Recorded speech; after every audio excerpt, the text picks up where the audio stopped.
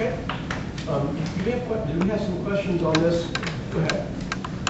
Thank you for being here. I apologize for being late. I've scanned through the information here. I don't really see this question addressed, so I'll throw it out now, but it may not be applicable.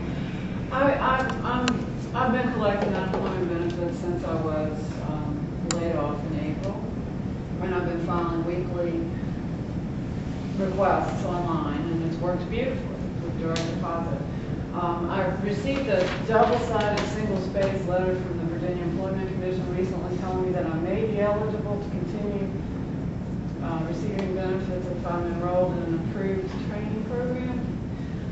I've determined, since I haven't been able to get a job, that I'm going to student teach through Mary Walton College in the fall. I have a placement at Hanover High School. Not only am I not paid for that, I pay for it. I feel that it must meet their qualifications. I've sent them 3 online requests for further information. They tell you to contact them online for further information. I've got no response. I don't know what my next move will be. School starts on August 31st, and I'm not entitled to work while I'm student teaching. So we have a few representatives here from the BEC. Pardon? There's some representatives here from the BEC. That's a pleasure. It's actually a really good question. I don't think we would get to it. I thought you might not. That's fine. Thank you. Okay. You got a letter saying that you may be eligible for training. It says I may be eligible. Can I see it? Sure. Should we go aside? I think it might be helpful for other folks to understand how it works. Okay. Yeah, this is a Do you want my letter? This is a letter that went out to a lot of people. Yeah. And it's encouraging people to take advantage of training opportunities that may be out there for you, specifically through Pell Grants. Okay.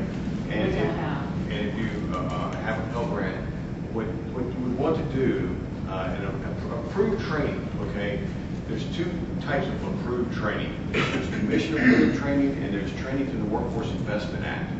Okay, capital region workforce centers. There are many in the area. I think you mentioned you had Like 5. Right. And I have staff in several of them, in addition to my office in Mechanicsville. If you're working with WIA and they're going to assign you a case manager, okay, and they're going to look to put you into training, okay, and if you're in training through WIA, we are going to waive the requirement that you be actively seeking work. Okay? That's an automatic approval in their eyes. Okay? And they're going to work with you in the Pell Grant to help pay for that training. Okay? There are dislocated worker dollars that WIA has access to. There are grants such as the Pell Grant that you could have access to help pay for that training. Okay? If you're not going through WIA, let's just say on my own, I registered with VCU and I'm taking courses. Okay? Well, the issue is, are you able and available for work? And are you actively seeking work? If the answer is yes, I'm taking the online classes. I can take it any time. Okay? I'm still actively looking for work. I'm able to accept an offer of suitable employment. There's no issue as far as we're concerned. Okay? But let's say you're in a training program full time at VCU. Okay? And you're not looking for work. And you're not able to accept work because of the training. There are certain criteria that has to be met, and if that criteria is met, and it may be spelled out in that letter, I think. It's 5 points. You have to be full-time. Right. How do you convey that?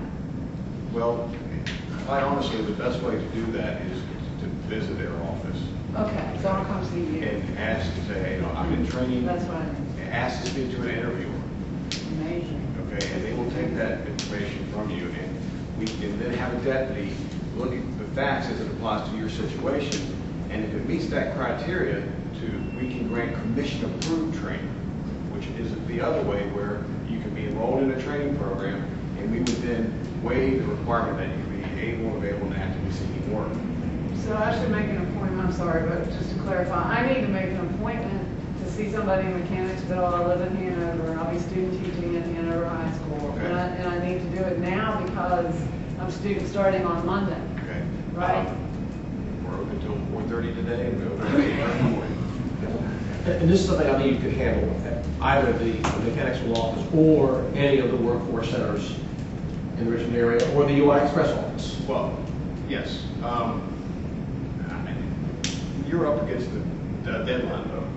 Right. You're next week, right? You start next week. Right. I'm already enrolled, I've told them I'm enrolled, I've done everything I'm told to do. If you're in Hanover, come to my office in Mechanics. I'd like to take care of it today, that's probably why I'm here, Well, but we- I guess I could come tomorrow, or, Either way. I'll let him know, he'll be there by 4:30. okay. Would you mind covering what those 5 criteria are for going back to I school? don't know that I can Because cite the them. verbiage online kind of talk about getting pre-approved. You're right. Okay. Just real quickly. Sure. This is legalese, so bear with me here. Training shall be approved for an eligible claimant under the provisions of section 60.2-613 of the Code of Virginia, only if the commission finds that, 1, the prospect for continuing employment for which the claimant is qualified by training and experience are minimal and not likely to improve in the foreseeable future in the locality in which he or she resides. That's pretty easily overcome because of the current economic climate. Okay? The proposed training course is vocational or technical training or retraining in schools or classes that are conducted as programs designed to prepare an individual for gainful employment in the occupation of which the training is applicable. The training course shall require a minimum of 30 hours of attendance each week. So it's vocational or technical in nature. Proposed training has been approved by an appropriate accrediting agency. If none exists in the state, the training complies with the quality and supervision standards established by the commission or is licensed by an agency of the state which is given. We just want to make sure that training provider is a legitimate training provider. Okay? And when you complete the training, whatever certification or credential you receive is worth something. Okay? The claimant has the required qualifications and aptitude to complete the course successfully. Okay? That's pretty easy to overcome. The training does not include programs of instruction which are primarily intended to lead toward a baccalaureate or higher degree from an institution of higher education. So those are the points that we're going to talk about with you and document and then have a deputy rule. If those criteria is met, we'll issue a commission certified training and we'll give you training cards to take to your training provider, and those are the things you're going to turn in each week and we'll pay you your unemployment benefits. That last point seemed to indicate it's more vocational type training It than is. going for bachelor's. That's right. Gotcha. And I'll be around later to answer questions as well. Okay. All right.